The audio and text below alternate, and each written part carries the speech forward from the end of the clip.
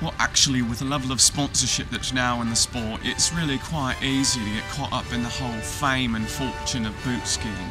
But you know, that's really not what it's about. Ooh, great wild cherry Pepsi. But you know, at the end of the day, it's about what's inside. You know, it's the blokes on the hill every day that really make the difference. And I'm not going to get caught up in the whole boot technology controversy. You know, I know that the Bulgarians have been trying to get away with the air pump soles and the Dr. Scholl's gels, you know, trying to get a little speed on the competition. But you know, you've really got to ask yourself, when does a boot cease to be a boot? The British Bullet shows us how he earned his nickname. Opening with a beautiful no-armed faceplant. He converts that into the fastest steeps of the competition. Look at him go.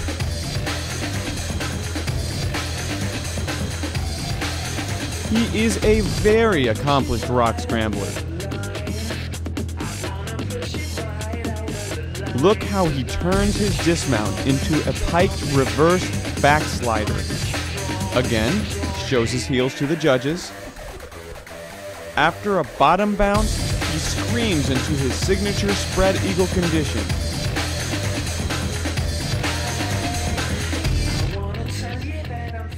Look at the form on that reverse ostrich.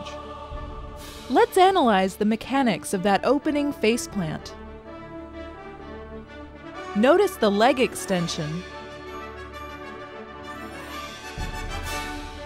Now the Federation requires the competitor to drag his face at least 8 feet, but Mark continues for a full 20 feet. That borders on showboating.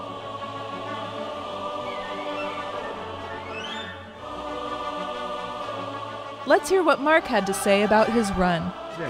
Right, well, coming off of the corkscrew, I was kind of off axis on my ice pick, but I thought I made a really good recovery, fast enough so the judges wouldn't see it. So what I want to do next time is maybe throw in a double cheek slider on my next run, and I'm almost guaranteed a spot on the podium.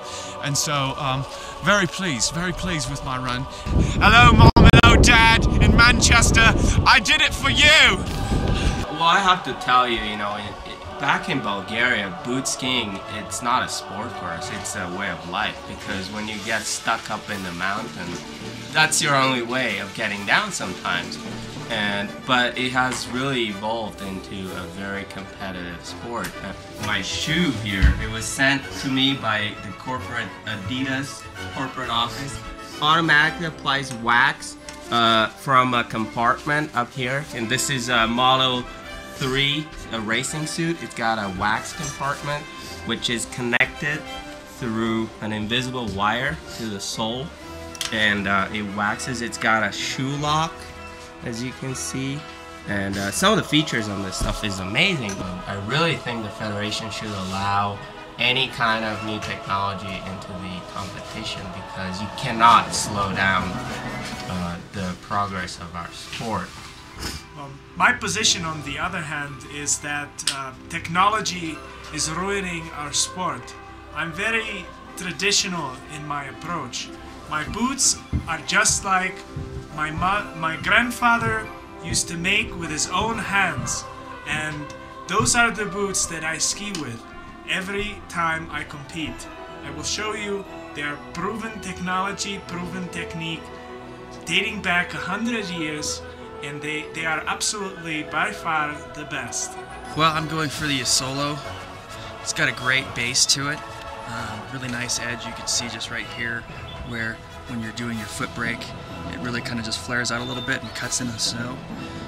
It's a great shoe, and underneath they have kind of an elongated arch right here that really helps to kind of get the snow out from your toes before your heel makes contact, because this is where you really start your turns and stuff, and I think the turns are where I'm really going to be separated from the rest of the pack, because you know, Martin, he's always preaching that you know, his grandfather makes the best shoes and whatnot, but I think he's really got to just get with the times. I mean, things are changing, and technology is such that I think shoes like this are really going to perform better.